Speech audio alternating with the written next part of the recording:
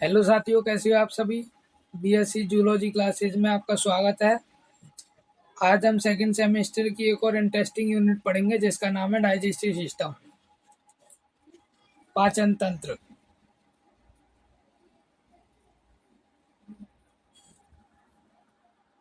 आइए शुरू करते हैं। डाइजेस्टिव सिस्टम में हम दो टॉपिक पढ़ेंगे। पहला है brief account of alimentary canal, दूसरा है डाइजेस्टिव ग्लैंड्स, पाचन ग्रंथियां, आहार नाल। पाचन तंत्र वह अंग है जो भोजन को ग्रहण, पाचन, अवशोषण तथा अपचित पदार्थों के निष्कासन का कार्य करता है। यानी पहले भोजन ग्रहण, फिर उसको पचाता है, फिर उसका अवशोषण एब्सॉर्प्शन करता है, फिर अपचित पदार्थों का निष्कासन करता है। पाचन तंत्र मुख्यतः दो भागों से बना होता है। पहला एलिमेंट्री कैनाल, दूसरा डाइजेस्टिव ग्लैंड्स। पाचन किसे कहते हैं? जटिल भोजन को एंजाइमों की सहायता से सरल, घुलनशील एवं अवशोषित होने योग्य पदार्थों में बदलने की प्रक्रिया को पाचन कहते हैं। इसके उदाहरण कार्बोहाइड्रेट से ग्लूकोज, प्रोटीन से एमिनो एसिड, फैट से फैटी एसिड्स और ग्लिसरॉल। पाचन तंत्र के मुख्य कार्य इंगेशन इंगेशन यानी अंतर्ग्रहण, भोजन को भोजन को मुख द्वारा शरीर के अंदर लेना। डाइजेशन यानी पाचन, भोजन को छोटे छोटे टुकड़ों में तोड़ना। एब्सॉर्प्शन, पचे हुए भोजन को आंतों द्वारा रक्त या लसिका में पहुंचाना। एसिमिलेशन, स्वांगीकरण या आत्मसात, अवशोषित भोजन का शरीर की कोशिकाओं द्वारा उपयोग। इगेशन, बाह्य क्षेपण या निष्कासन, अपाचित भोजन को शरीर से बाहर निकालना। यह इसका फिगर है। Oesophagus, liver, pancreas, stomach, small intestine, caecum, large intestine और एनस।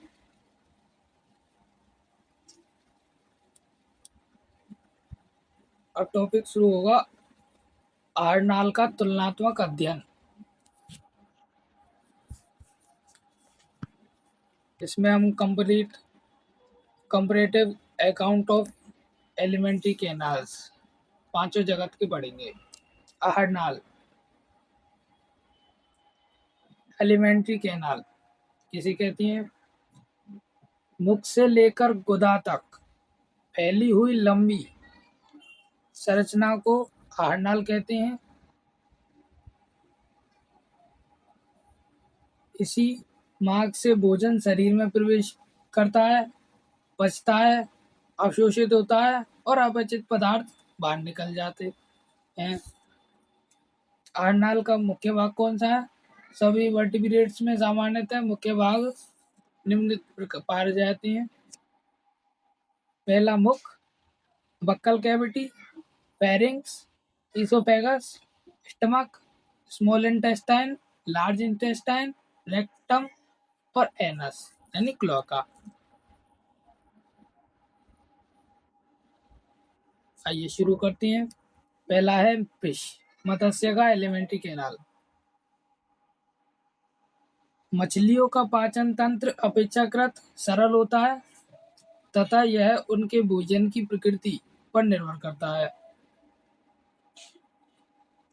हार्बोरस, carnivorous, omnivorous. माउथ यानी मुख, मुख शरीर के अगले सिरे पर स्थित होता है। मुख में दांत उपस्थित हो सकते हैं, लेकिन अधिकांश मछलियां भोजन को चबाती नहीं बल्कि निगल जाती हैं। इसका कार्य भोजन ग्रहण करना, शिकार को पकड़ना। दूसरा बक्कल कैविटी, मुख गुहा। मुख के पीछे स्थित गुहा होती है। यह भोजन को ग्रसनी की ओर ले जाती है। फेरिंक्स, ग्रसनी में गिल सिट्स, गलफड़े की दरारें होती हैं। यहीं से भोजन श्वसन मार्ग अलग होती हैं। फिशेज का ईसोफेगस यानी ग्रास नली, यह छोटी एवं पेशीय नली होती है। इसका कार्य है भोजन को आमाशय तक पहुंचाना। स्टमक, अधिकांश मांसाहारी मछलियों में आमाशय अच्छी तरह विकसित होता है। शाकाहारी मछलियों में छोटा या कभी-कभी अनुपस्थित भी हो सकता है। इसका कार्य भोजन का अस्थायी संग्रह और प्रोटीन प्रारंभिक पाचन। फिशेज में इंटेस्टाइन, भोजन के प्रकार के अनुसार इसकी लंबाई बदलती है। मांसाहारी मछलियों में छोटी आंत, शाकाहारी मछलियों में लंबी आंत। इसका कार्य है पाचन और अवशोषण। रेक्टम यानी मलाशय, अपचित भोजन को संग्रहित करता है। एनस यानी गुदा, यहीं से मल बाहर निकलता है। पाइलोरिक सीका, यह आमाशय और आंत के बीच उंगली जैसी थैलीनुमा संरचना होती है।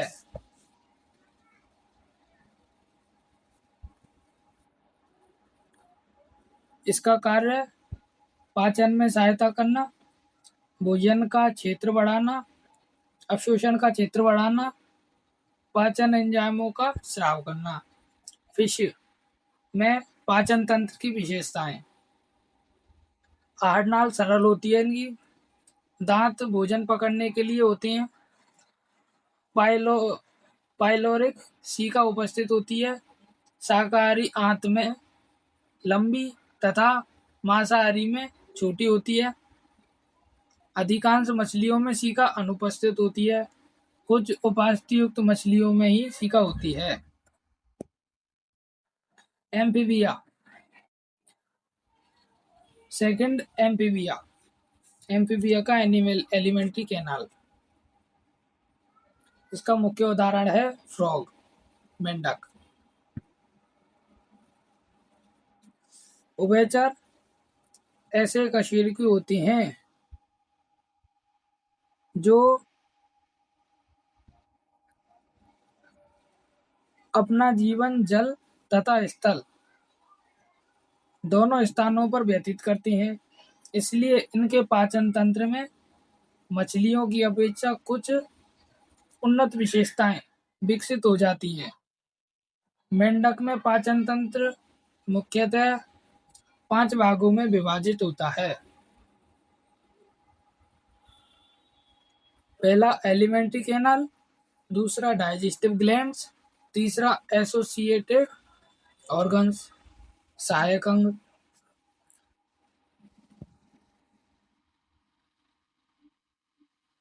पहला माउथ, इनका मुख चौड़ा बड़ा होता है जिससे यह बड़े कीट पतंगों को आसानी से निगल सकते हैं। मेंढक भोजन को चबाता नहीं है बल्कि पूरा निगल जाता है। इनका कार्य भोजन ग्रहण करना, शिकार पकड़ना। मेंढक की मुखुआ बक्कल कैविटी, यह मुख के पीछे स्थित होती है। इसमें निम्न संरचनाएं पाई जाती हैं। पहला तीत, तीत इनके 2 प्रकार के होते हैं। मैक्सिलरी तीत ऊपरी जबड़े पर स्थित होते हैं। इनका कार्य भोजन को पकड़कर रखना। दूसरा है बोमाइराइन तीत, तालू पर स्थित होते हैं। रूफ ऑफ बक्कल कैविटी, इनका कार्य शिकार को फिसलने से रोकना। नोट, मेंढक के दांत भोजन को चबाने के लिए नहीं होते, केवल शिकार को पकड़ने के लिए होते हैं। मेंढक की जीभ, टोंग, मेंढक की जीभ द्विशाखित, वाइवाइट तथा चिपचिपी स्टिकी होती है। यह आगे की ओर जुड़ी रहती है और पीछे के भाग स्वतंत्र होते हैं। इसके इनका कार्य है कीट पतंगों को पकड़ना, भोजन को मुख के भीतर लाना। ग्रिसनी फेरिंक्स मुख गुहा के पीछे स्थित छोटी नली होती है। इनका कार्य भोजन को ग्रास नली तक पहुंचाना। ग्रास नली यह चौड़ी, छोटी तथा पेशीय नली होती है। इनका कार्य भोजन को आमाशय तक पहुंचाना होता है।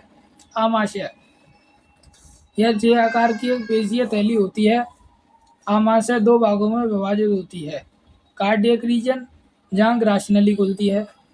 पाइलोरिक रीजन जहाँ छोटी आंत प्रारंभ होती है। आमाशय की भित्ति आमाशय की भित्ति सतह पर अनेक गैस्ट्रिक ग्लैंड्स होती हैं। ये निम्न प्रकार का स्राव करती है: एसीएल, पेप्सिनोजन और म्यूकस यानी श्लेष्मा। एसीएल के कार्य भोजन में उपस्थित जीवाणुओं को नष्ट करता है। पेप्सिनोजन को पेप्सिन में सक्रिय करता है और अम्लीय माध्यम बनाता है। पेप्सिन के कार्य प्रोटीन को छोटे पेप्टाइड में तोड़ना। म्यूकस के कार्य यह आमाशय की भीतरी दीवार को अम्ल से सुरक्षा प्रदान करता है।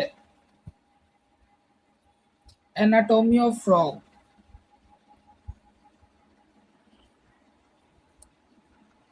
यह इसका heart, lungs, gall bladder, fat body, यह kidney, ureter, urinary bladder, cloaca, oesophagus, liver, stomach, small intestine, large intestine और क्लोएका अपार्चर।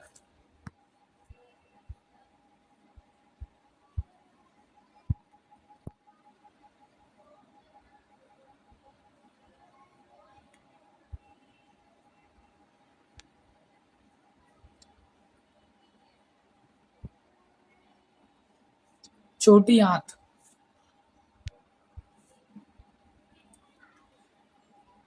आंत यह सबसे लंबा भाग होता है। इसे दो भागों में बांटा जाता है। पहला ड्यूडेनम ग्रैडी, यहीं पर यकृत तथा अग्नाशय की नलियां खुलती हैं। इनका कार्य रासायनिक पाचन। इलियम सबसे लंबा भाग है। इलियम ही मेंढक का सबसे लंबा भाग है पाचन तंत्र का। इसका कार्य भोजन का अंतिम पाचन, पोषण तत्वों का अवशोषण। बिलाई इलियम के भीतर सतह पर उंगली जैसी छोटी संरचनाएं होती हैं जिन्हें बिलाई कहती हैं। इनका कार्य अवशोषण का क्षेत्रफल बढ़ाना, बचे हुए भोजन को रक्त में पहुंचाना। बड़ी आंत लार्ज इंटेस्टाइन यह छोटी होती है। इनका कार्य जल का पुनः अवशोषण करना होता है। यह मल का निर्माण करती है। रेक्टम मलाशय अपचित भोजन को कुछ समय तक संग्रहण करता है। क्लोएका मेंढक में पाचन, उत्सर्जन तथा जनन तंत्र की नलियां एक ही कक्ष में खुलती हैं। मेंढक में पाचन,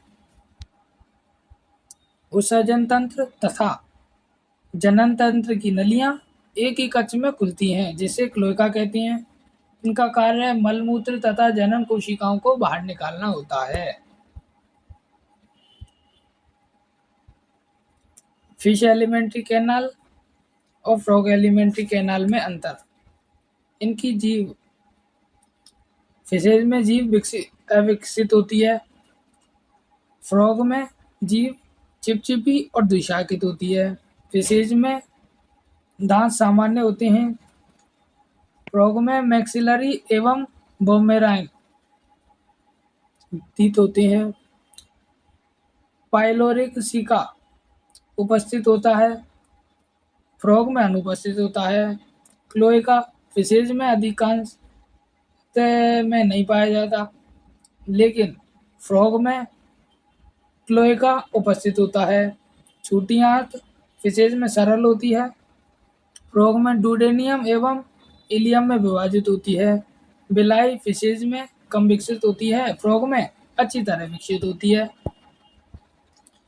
थर्ड है रेप्टाइल्स का एलिमेंट्री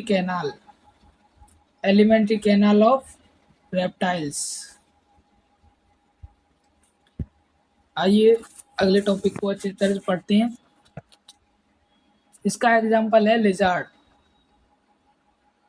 स्नेक और क्रोकोडाइल। सरीसृप पूर्णतः स्थलीय कशेरुकी हैं। इनके पाचन तंत्र का विकास उभयचरों की अपेक्षा अधिक उन्नत होता है। इनके जबड़े मजबूत, दांत विकसित तथा पाचन अंग अधिक विशिष्ट होते हैं। सरीसृपों का पाचन तंत्र निम्न भागों से मिलकर बना होता है। पहला मुख, दूसरा मुखुआ, तीसरा ग्रिसनी, चौथा ग्रास नली, आमाशय, छोटी आंत, बड़ी आंत, cloaca. Mouth, buccal cavity, pharynx, oesophagus, stomach, small intestine, large intestine, cloaca. मुख, रेप्टाइल्स का मुख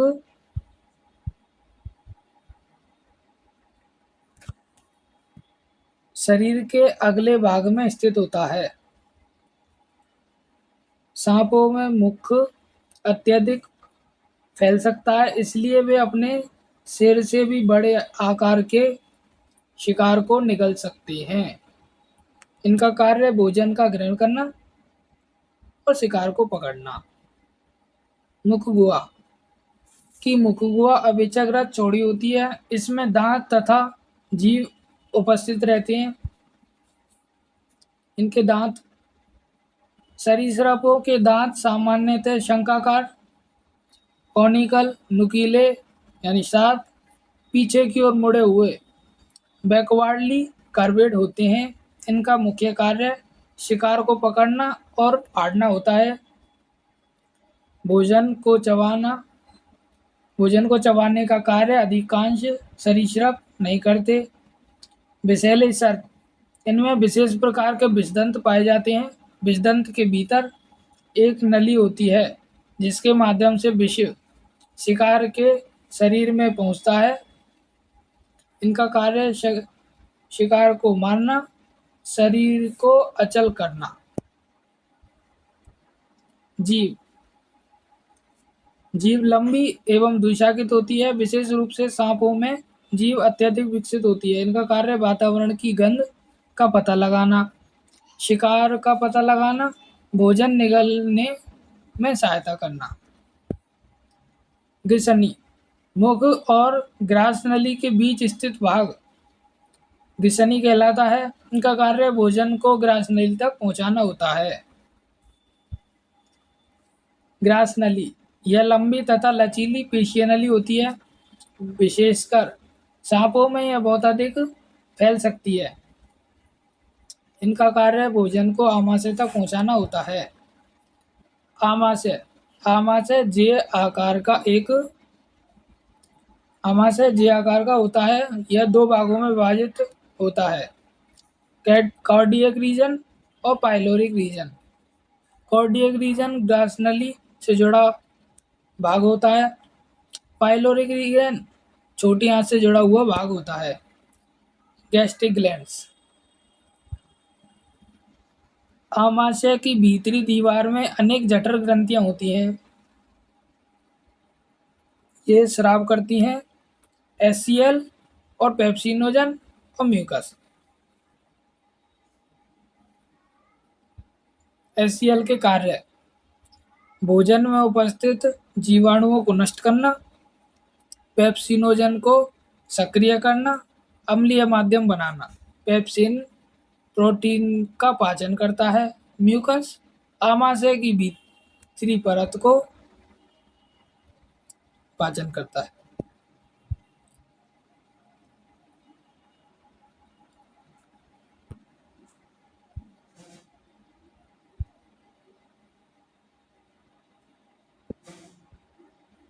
छोटी आंत, यह दो भागों में विभाजित होती है। ड्यूडेनम यानी ग्रैंडी, यहाँ लीवर तथा पैंक्रियास की नलियाँ खुलती हैं। इनका कार्य पाचन एंजाइम प्राप्त करना होता है और रासायनिक पाचन में सहायक करती हैं। इलियम, यह सबसे लंबा भाग है, भोजन का अंतिम पाचन करती है, पोषक तत्वों का अवशोषण करती है। बड़ी आंत, इनका कार्य जल का पुनः अवशोषण करना और मल का निर्माण करना। क्लोएका, सरीसृपों में पाचन, उत्सर्जन तथा जनन तंत्र की नलियां एक सामान्य कक्ष में खुलती हैं जिसे क्लोएका कहते हैं। इनका कार्य मल का निष्कासन, मूत्र का निष्कासन, जल कोशिकाओं का निष्कासन। रेप्टाइल्स के पाचन तंत्र की विशेषताएं।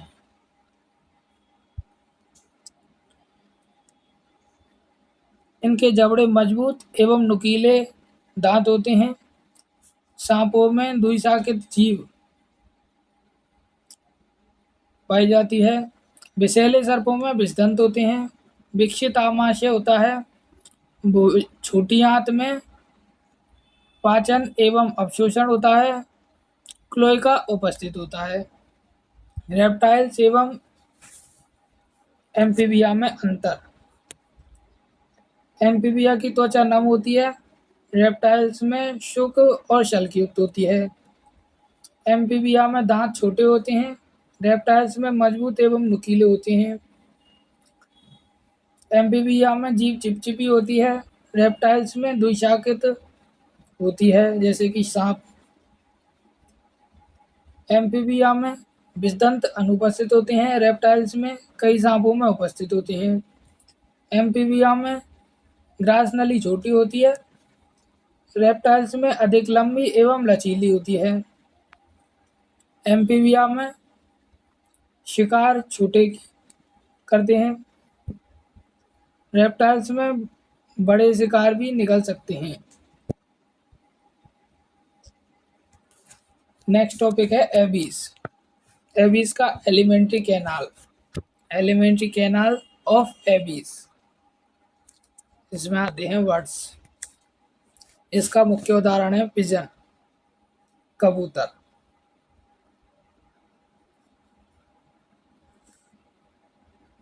क्रॉप्स, प्रोवेंट्रिक्यूल्स और गिजार्ड इसके मेन टॉपिक हैं एग्जाम ओरिएंटेड।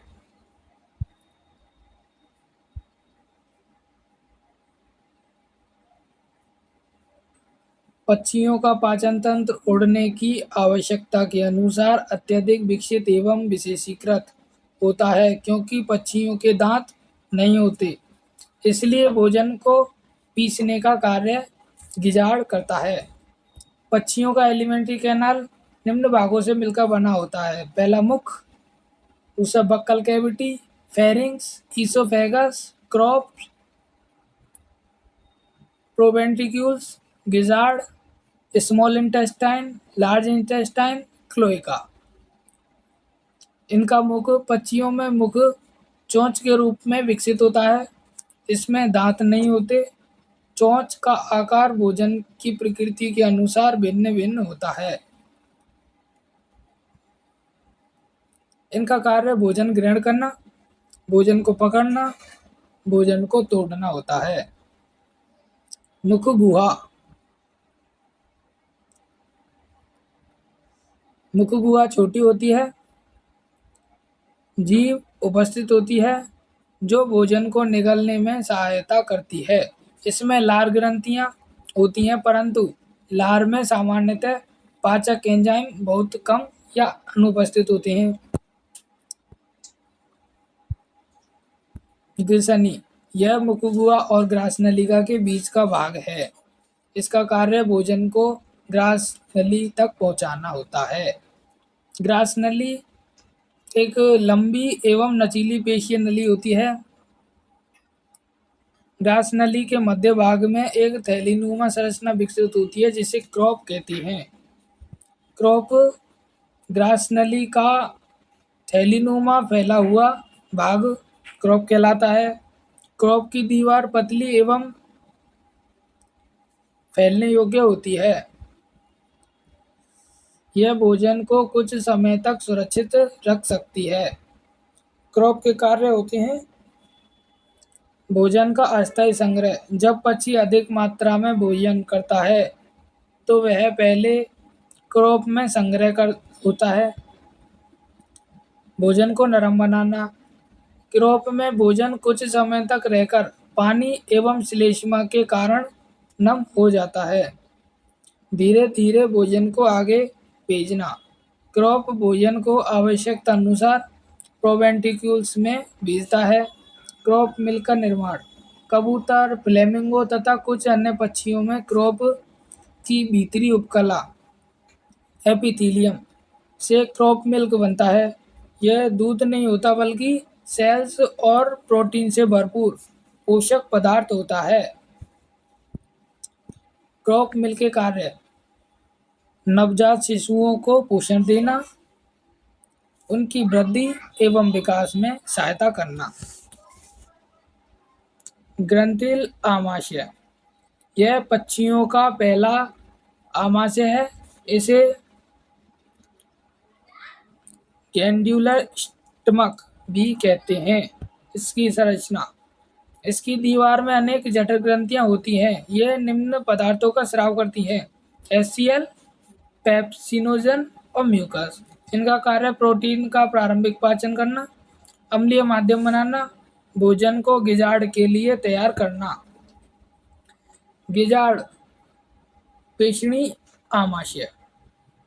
गिजाड़ पक्षियों का दूसरा आमाशय है। इसे मस्कुलर स्टमक भी कहते हैं। यह अत्यधिक मोटी एवं शक्तिशाली पेशियों से बना होता है। संरचना। भीतरी सतह पर कठोर कोइलिन मेम्ब्रेन पाई जाती हैं। पक्षी छोटे छोटे कंकड़ निगलते हैं जो गिजाड़ में जमा रहते हैं। गिजाड़ क्या कार्य करता है? दांत न होने के कारण गिजाड़ भोजन को बारीक पीसता है। भोजन का यांत्रिक पाचन करता है। भोजन को छोटी आंत के लिए तैयार करता है। पीसा हुआ भोजन आगे ड्यूडेनम में भेजा जाता है। स्ट्रक्चर ऑफ गिजाड़। इसमें यह गिजाड़ है, यह ड्यूडेनम है। इसके पैंक्रियास, प्रोवेंट्रिक्यूल्स, ये आप मुर्गी में देख सकते हो। Crop, proventriculus, gizzard, liver, duodenum, pancreas, small intestine, caeca, colon, cloaca. छोटी आंत। छोटी आंत दो भागों में विभाजित होती है। पहला ड्यूडेनम, ग्रहणी। यहीं लीवर एवं पैंक्रियाज की नलियां खुलती हैं। इसका कार्य रासायनिक पाचन है। इलियम। इसका कार्य पाचन पूर्ण करना, पोषक तत्वों का अवशोषण करना। बड़ी आंत। यह अपेक्षाकृत छोटी होती है। इसका कार्य जल का पुनः अवशोषण, मल का त्याग करना। क्लोएका। पाचन, उत्सर्जन एवं जनन तंत्र की नलियां एक सामान्य कक्ष में खुलती है जिसे क्लोएका कहते हैं। बट्स में पाचन तंत्र की विशेषताएं। दांत अनुपस्थित होते हैं। चोंच द्वारा भोजन ग्रहण किया जाता है। क्रॉप भोजन का अस्थायी भंडारण करता है। प्रोवेंट्रिक्यूल्स में रासायनिक पाचन प्रारंभ होता है। गिजार्ड भोजन का यांत्रिक पाचन करता है। क्लोएका उपस्थित होती है। एम्फीबिया, रेप्टाइल्स और एवीज में अंतर। दांत एम्फीबिया में छोटे होते हैं, रेप्टाइल्स में विकसित और एवीज में अनुपस्थित होते हैं। क्रॉप एम्फीबिया में नहीं होते, रेप्टाइल्स में नहीं होते, एवीज में उपस्थित होते हैं। गिजार्ड एम्फीबिया में नहीं होते, रेप्टाइल्स में नहीं होते और एवीज में उपस्थित होते हैं। प्रोवेंट्रिक्यूल्स एम्फीबिया और रेप्टाइल्स में उपस्थित नहीं होते, और रेबीज में उपस्थित होते हैं।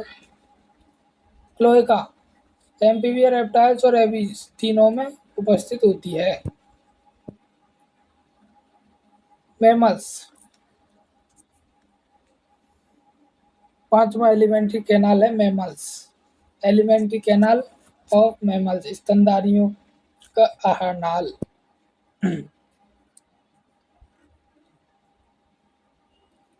इसके मुख्य उदाहरण है ह्यूमन, रैबिट, काऊ इत्यादि। स्तनधारियों का पाचन तंत्र सभी कशेरुकियों में, सभी वर्टिब्रेट्स में सबसे अधिक विकसित होता है।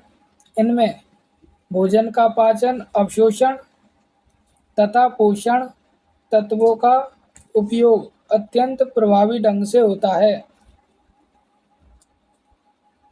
भोजन का प्रकार शाकाहारी, मांसाहारी, सर्वाहारी के अनुसार इनके पाचन तंत्र में कुछ विशेष परिवर्तन देखने को मिलते हैं। मैमेलियन एलिमेंट्री कैनाल के भाग मुख, मुखगुआ, ग्रसनी, ग्रासनली, आमाशय, छोटी आंत, बड़ी आंत, मलाशय, गुदा। अधिकांश मैमल्स में क्लोएका नहीं होती। केवल मोनोट्रीम्स, प्लेटिपड्स जैसे जीवों में क्लोएका होती है। पहला है मुख। मुख पाचन तंत्र का पहला भाग है। इसमें लिप, दांत, जीभ तथा लार ग्रंथियों के छिद्र उपस्थित होते हैं। इनका कार्य है भोजन ग्रहण करना, भोजन को चबाना, भोजन को लार के साथ मिलाना। दांत, स्तनधारियों में दांत थियोडोंट, एर्थोडोंट एवं डायफाइडोंट प्रकार के होते हैं। थियोडोंट दांत जबड़े की अस्थि के शाफ्ट में जड़े रहते हैं।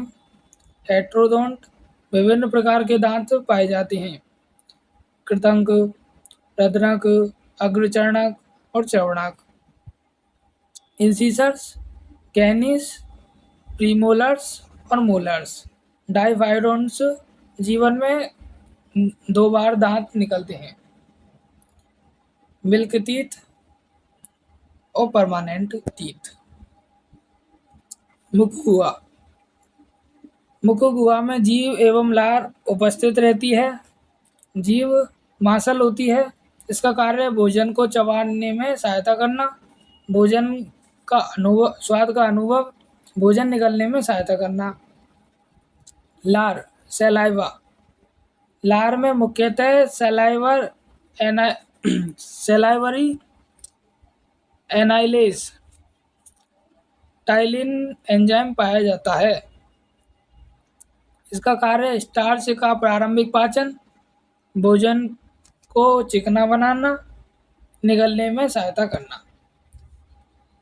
ग्रसनी भोजन को ग्रासनली तक पहुंचाती है। ग्रासनली ईसोफेगस, यह पेशीय नली होती है। इसका कार्य पेरिस्टल्टिक मूवमेंट यानी क्रमानुकंचन द्वारा भोजन को आमाशय तक पहुंचाना होता है। आमाशय यानी stomach.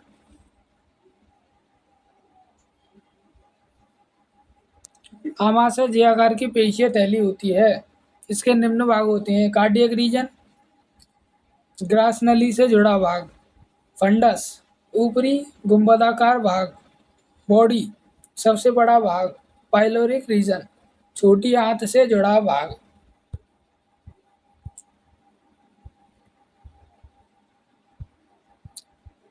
Digestive system of human body. Mouth cavity,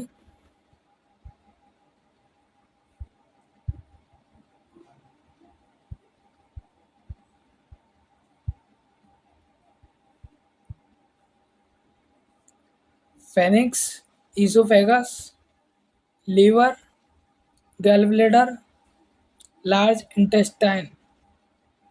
stomach, pancreas और small intestine, rectum, anus.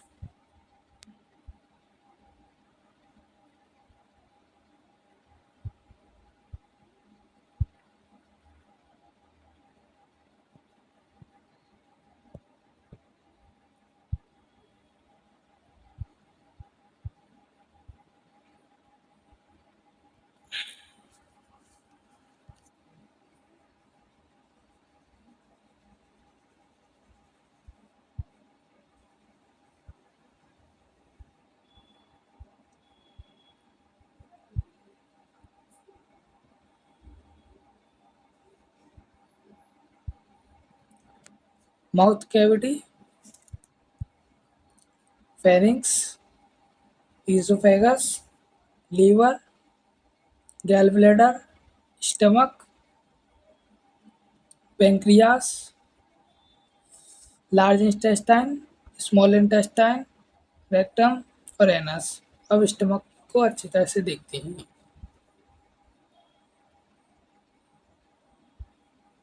Stomach,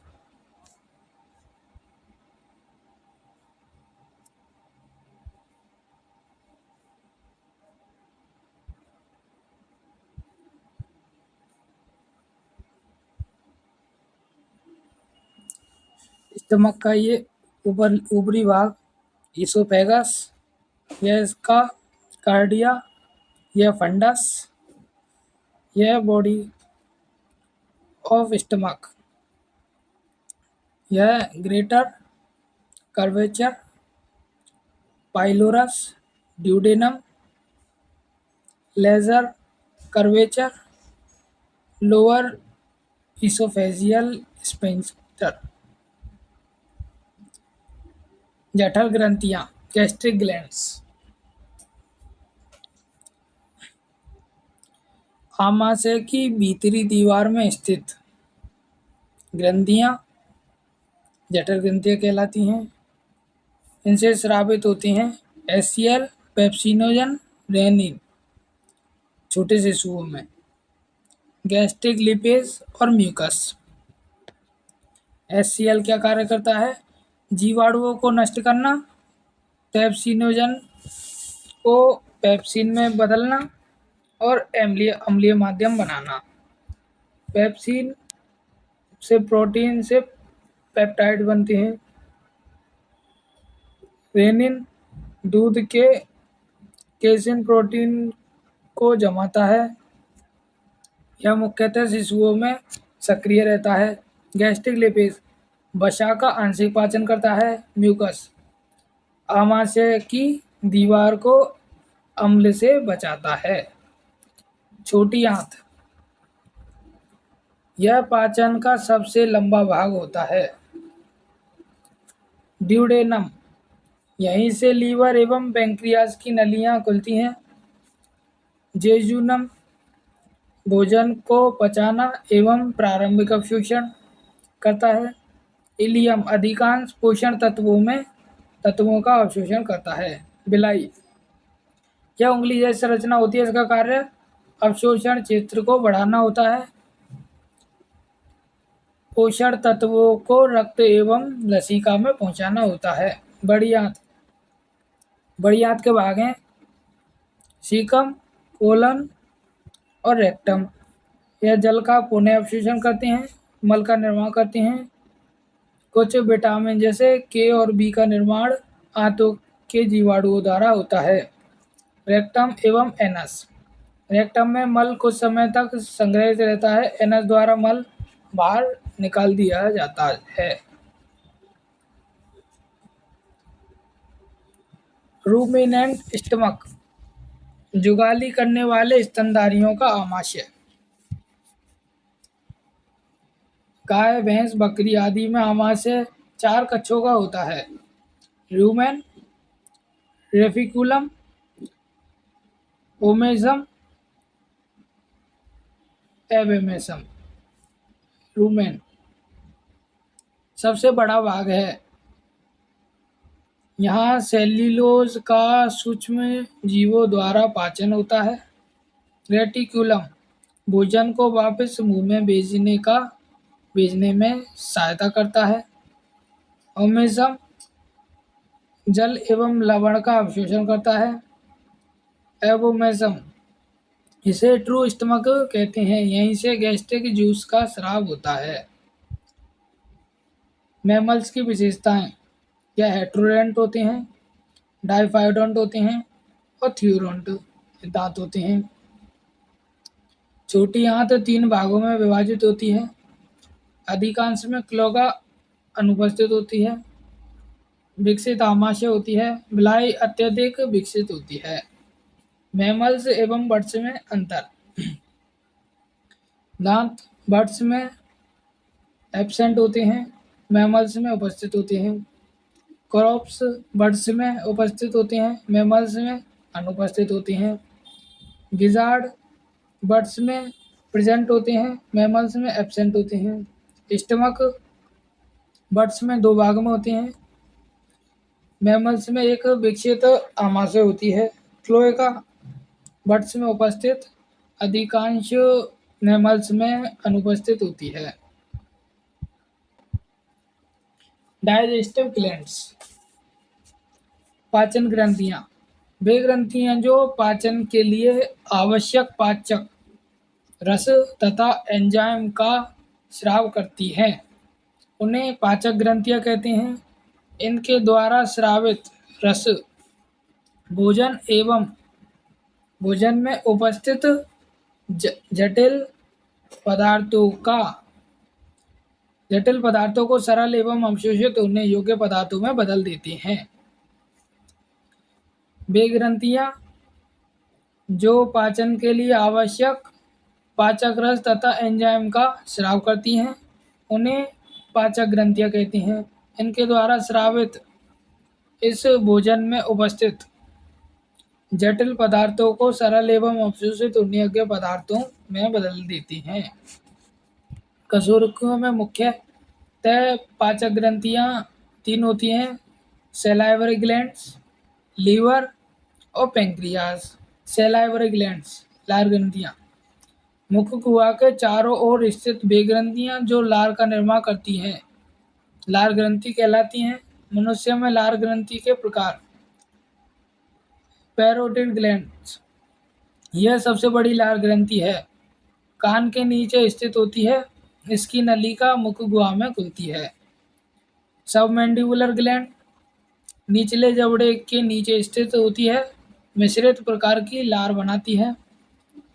sublingual gland, जीभ के नीचे स्थित होती है, मुख्यतः श्लेष्म में स्राव करती है। सैलाइवा, लार एक रंगहीन हल्का क्षारीय द्रव है। लार की संरचना में 90% जल, म्यूसिन, सैलाइवरी एनाइलेज और लाइसोजाइम और लवण होते हैं। लार के कार्य, लार भोजन को गीला एवं मुलायम बनाती है, जिससे उसे निगलना आसान हो जाता है। सैलाइवरी एमाइलेज स्टार्च को माल्टोज में बदलना प्रारंभ करती है। रिएक्शन, स्टार्च में जल मिला के सैलाइवरी एनाइलेज की उपस्थिति में माल्टोज बनता है। स्वाद का अनुभव, भोजन को घोलकर टेस्ट बड्स तक पहुंचाती है, मुख की सफाई करती है। लाइसोजाइम जीवाणुओं को नष्ट करता है तथा मुख को संक्रमण से बचाता है। बोलने में सहायता, लार मुख को नम रखती है, जिससे स्पष्ट उच्चारण संभव होता है। लीवर यकृत, यकृत शरीर की सबसे बड़ी ग्रंथि है। मनुष्य में इसका भार लगभग 1.2 से 1.5 किलोग्राम होता है। यह उदर गुहा के दाहिनी ऊपरी भाग में डायाफ्राम के नीचे स्थित होता है। इसकी बाह्य संरचना रंग लाल भूरे रंग का होता है, रेडिश ब्राउन। दो मुख्य खंड होती हैं, दायां और बायां लोब्स। नीचे की ओर गैल ब्लैडर स्थित रहता है। सूक्ष्म संरचना। यकृत अनेक हेपेटिक लोब्यूल्स यकृत अनेक हेपेटिक लोब्यूल्स से बना होता है। प्रत्येक लोब्यूल में पाई जाती है हेपेटोसाइट्स, सिनोसॉइड्स और सेंट्रल वेन। वाइल यानी पित्रस यकृत द्वारा निर्मित पाचक रस को वाइल जूस कहते हैं। यह गैल ब्लैडर में संग्रहित रहता है। वाइल में कोई पाचक एंजाइम नहीं होता। वाइल के कार्य: बड़ी वसा की बूंदों को छोटी बूंदों में तोड़ देता है, जिससे लिपेज एंजाइम आसानी से कार्य कर सके। अम्लीय भोजन को क्षारीय बनाता है। आमाशय से आने वाली अम्लीय भोजन को क्षारीय बनाता है। वसा एवं फैट सॉल्युबल विटामिन्स ए, डी, ई के अवशोषण में सहायता करता है। बिलिरुबिन एवं कोलेस्ट्रॉल के उत्सर्जन में सहायक है। लीवर के अन्य महत्वपूर्ण कार्य: ग्लाइकोजन का संग्रह करता है। विषैले पदार्थों का डिटॉक्सिफिकेशन करता है। रक्त में ग्लूकोज का नियमन करता है। विटामिन ए, डी, B12 एवं आयरन का संग्रह करता है। यूरिया का निर्माण करता है। प्लाज्मा और प्रोटीन का निर्माण करता है। Third, pancreas. अग्नाशय एक मिश्रित ग्रंथि है क्योंकि यह दो प्रकार के कार्य करती है। पहला, एक्सोक्राइन फंक्शन बहिस्रावी कार्य, पैंक्रियाटिक जूस का निर्माण करना। एंडोक्राइन फंक्शन अंतःस्रावी कार्य, हार्मोन्स जैसे इंसुलिन, ग्लूकोजन का निर्माण करना। पैंक्रियास उदर गुहा में आमाशय के पीछे तथा ग्रहणी के पास स्थित होता है। इसका रंग हल्का गुलाबी तथा बनावट मुलायम होती है। मनुष्य में इसकी लंबाई लगभग 15 से 20 सेंटीमीटर होती है। इसकी बाह्य संरचना में 3 भागों से बनी होती है। पहला, हेड, बॉडी और टेल। हेड ड्यूडेनम के सी आकार के मोड़ के भीतर स्थित रहता है। बॉडी मध्य भाग में होता है। टेल तिल्ली की ओर स्थित पतला भाग होता है।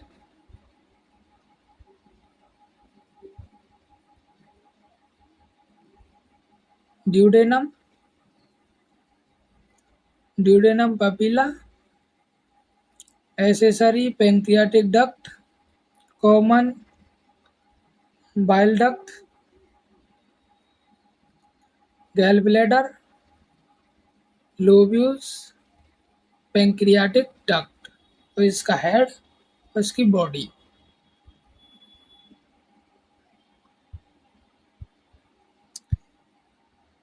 माइक्रोस्कोपिक स्ट्रक्चर्स यानी सूक्ष्म संरचनाएं।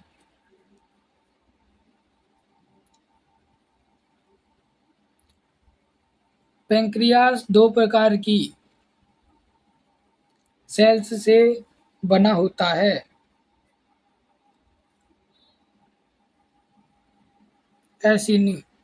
एसिनर सेल्स ये एक्सोक्राइन भाग बनाते हैं। इनसे पैंक्रियाटिक जूस निकलता है। एस्लेट्स ऑफ लैंगारेंस के द्वीप समूह ये एंडोक्राइन भाग बनाते हैं। इनसे हार्मोन्स निकलते हैं। इनका मुख्य हार्मोन्स इंसुलिन, ग्लूकोज, सोमेटोस्टेटिन। अग्न्याशयी रस पैंक्रियाटिक जूस पैंक्रियास द्वारा स्रावित क्षारीय पाचक रस को पैंक्रियाटिक जूस कहते हैं। यह पैंक्रियाटिक डक्ट द्वारा ड्यूडेनियम में पहुंचता है। इसमें अनेक महत्वपूर्ण एंजाइम पाए जाते हैं। पैंक्रियाटिक एंजाइम अग्नाशय एंजाइम। पैंक्रियाटिक एमाइलेज यह स्टार्च को माल्टोज में बदलता है। इसकी reaction starch plus H2O। Pancreatic amylase की उपस्थिति में माल्टोज बनता है। ट्रिप्सिन ट्रिप्सिन प्रोटीन का पाचन करता है। यह पतले ट्रिप्सिनोजन के रूप में बनता है। ड्यूडेनियम में एंट्रोकाइनेज द्वारा सक्रिय होता है और ट्राइप्सिन बनता है। इसकी रिएक्शन प्रोटीन ट्राइप्सिन की उपस्थिति में पेप्टाइड्स बनता है। चाइमोट्राइप्सिन प्रोटीन को छोटे पेप्टाइड में तोड़ता है। यह भी निष्क्रिय रूप से चाइमोट्राइप्सिन में बनता है। कार्बोक्सी पेप्टाइड्स पेप्टाइड्स को एमिनो एसिड में बदलता है। रिएक्शन पेप्टाइड्स से एमिनो एसिड। पैंक्रियाटिक लिपेज वसा का पाचन करता है। रिएक्शन फैट लिपेज की उपस्थिति में फैटी एसिड प्लस ग्लिसरॉल बनता है। न्यूक्लियस यह दो प्रकार के होते हैं, डीएनएस और आरएनएस। इनका पाचन करता है।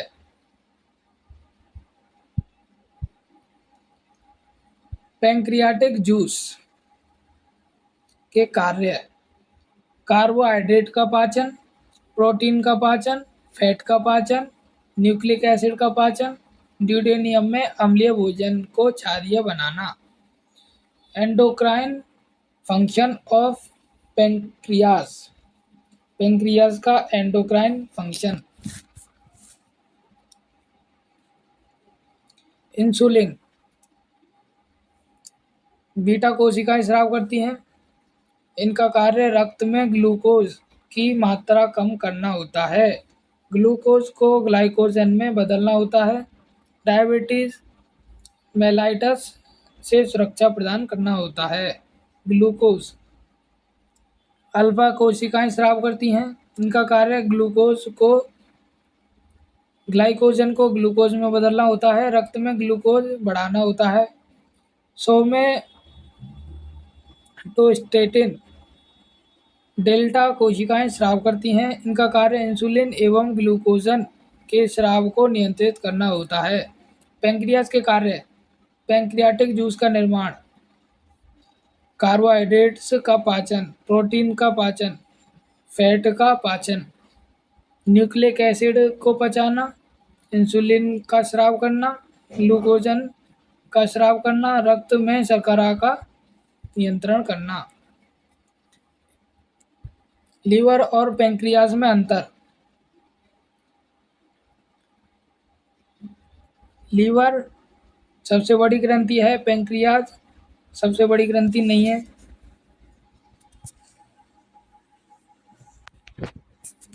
लीवर में बाइल जूस बनता है, पैंक्रियास में पैंक्रियाटिक जूस। लीवर में एंजाइम नहीं होते, पैंक्रियास में अनेक एंजाइम होते हैं। लीवर में हार्मोन नहीं होते, पैंक्रियास में इंसुलिन और ग्लूकोजन हार्मोन होते हैं। लीवर में एक्सोक्राइन होता है लीवर, और पैंक्रियास मिक्स ग्लैंड का बना होता है।